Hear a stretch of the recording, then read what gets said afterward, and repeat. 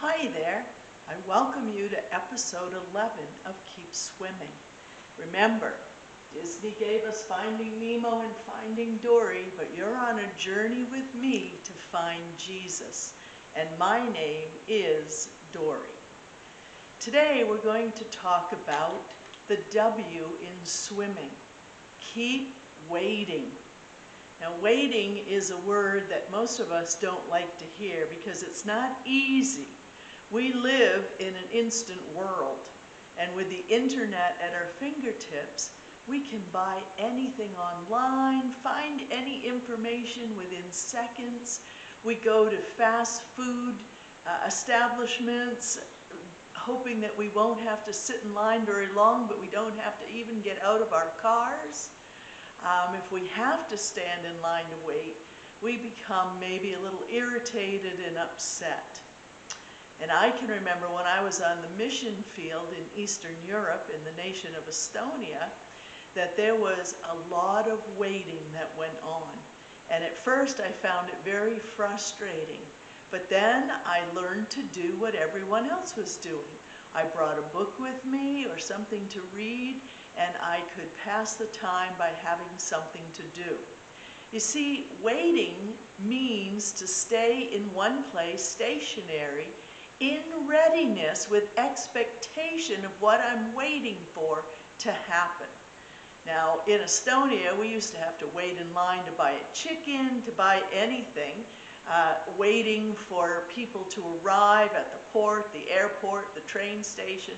There was a lot of waiting that went on, but it was always because I knew that at the end of the waiting time, what I was waiting for would happen. Isaiah chapter 40 verse 31 is a very famous verse, and most Christians know it. If you haven't memorized it, you've at least heard it, and we love to speak it over our lives. But it is, "Those who wait on the Lord shall renew their strength. They shall mount up with wings like eagles. They shall run and not be weary. They shall walk and not faint." I want to read it to you in the Passion Translation, and I'm going to start at verse 29. "Don't you know, haven't you been listening? Yahweh is the one and only everlasting God, the creator of all you can see and imagine. He never gets weary or worn out. His intelligence is unlimited. He is never puzzled over what to do. He empowers the feeble and infuses the powerless with increasing strength. Even young people faint and get exhausted. Athletic ones or young men may stumble and fall. But those who entwine their hearts with Yahweh will experience divine strength. They will rise up on soaring wings and fly like eagles. They will run their races without growing weary and walk through life without giving up." Do you notice that in this translation that the word wait is replaced with the word entwine? Because in the Hebrew, the word for wait actually means to tie together, to twist together, to bind, or entwine to make a rope. So waiting on God is never passive. It's about binding my heart and His heart together, twisting my heart with His heart so that they touch. It's waiting for His plans to unfold in my life. And according to James chapter 4 verses 7 and 8, he says, "As I draw near to God, He draws near to me." So in the waiting time, when we're waiting to hear from God, when we're waiting for a situation to resolve itself, when we're waiting to receive something, it's a time when we draw closer and closer to His heart, so that our lives become more and more entwined with His life. And in that place, I gain His strength, His understanding, His wisdom. Anything that I need from Him, I will receive. So in the waiting, I practice what we call around here the grid, G-R-I-D.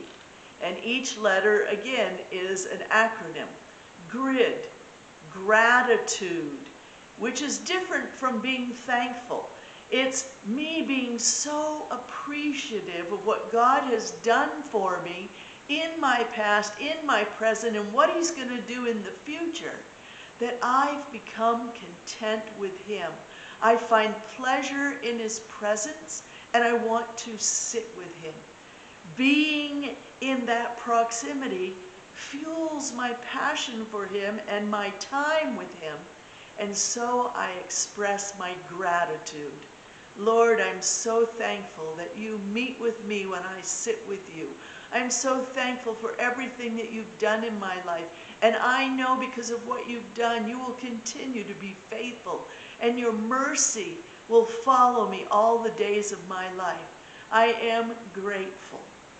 And then the R in grid is rejoice. I'm so filled with gratitude that I begin to rejoice. And I rejoice because I remember who He is and what He's done. I feel joy and delight at being with Him. And as I stir up that passion within, that the Holy Spirit is stirred up too. And then He begins to then stir my mind and my heart with dreams and imagining the more that's to come. I begin imagining what He's speaking over me. And this is one of the things that Paul said to us in Ephesians 3:20 when he was praying over us. This is one of the prayers that Paul prayed over us. And he said, never doubt God's mighty power to work in you and accomplish all this. He will achieve infinitely more than your greatest request. Your most unbelievable dream and exceed your wildest imagination. He will outdo them all, for His miraculous power constantly energizes you. Wow, what a prayer he prayed over us. And it's a prayer we should be praying over ourselves. And so, as I am grateful and as I rejoice in what He is doing and what He has done, I begin to imagine the more that He has for me. I start dreaming dreams that are the dreams maybe that He's put in my heart, and I imagine things that aren't as if they will be. Oh, I think that's called faith. Because faith is the presence of things that we hope for and long for. And so in this process of being grateful and rejoicing, I begin to imagine the fulfillment of the dreams that He's placed in my life. And that brings me to the place of declaring, because I now want to say over myself what the Holy Spirit is saying over me.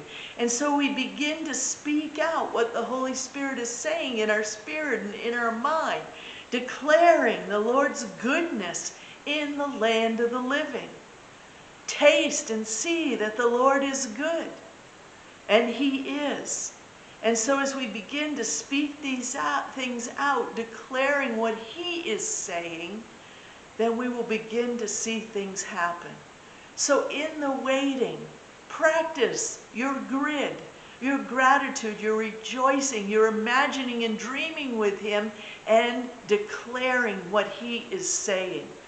Things that He has kind of just put inside of us that we've thought about, but we've just pushed it aside. And He's saying, no, dream with me, imagine with me. Waiting on the Lord is not a time to do nothing, but it's a time to draw nearer to Him, closer to Him, a time to seek His face, a time to be like David. Do you remember that David cried out in Psalm 27? And first he says, here's the one thing I crave from Yahweh, the one thing I seek above all else. I want to live with Him every moment in His house, beholding the marvelous beauty of Yahweh, filled with awe, delighting in His glory and grace. I want to contemplate him in his temple. That's a wonderful picture to have in our minds. And it's not a passive waiting. It's an aggressive, Lord, I need you. I want more of you. I'm expecting you to do what you are promising in my life. And that's actively seeking and imagining with him. It's getting us into alignment on the same wavelength, longing for the same things.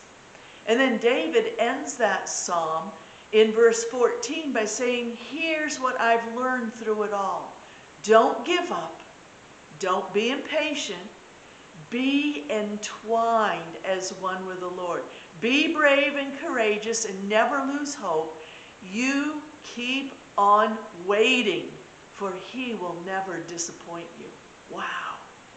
Wow. David expresses his authentic faith and courageous trust in God, based on expectation that the Lord will do what he says he will do, that he will rescue us in times of trouble, that he will provide for us, that he will do what the word says he will do.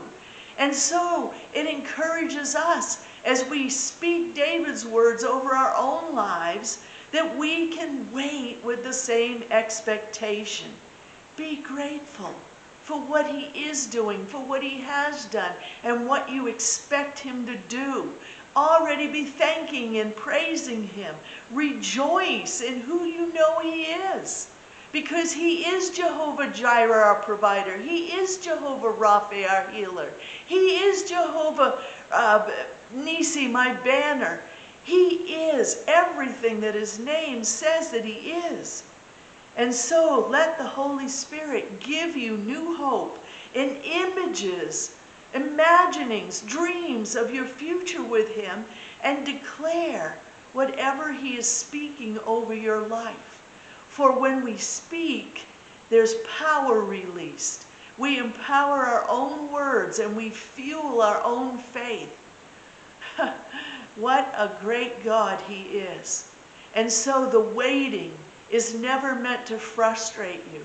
The waiting is never meant to discourage you or make you think that God doesn't care.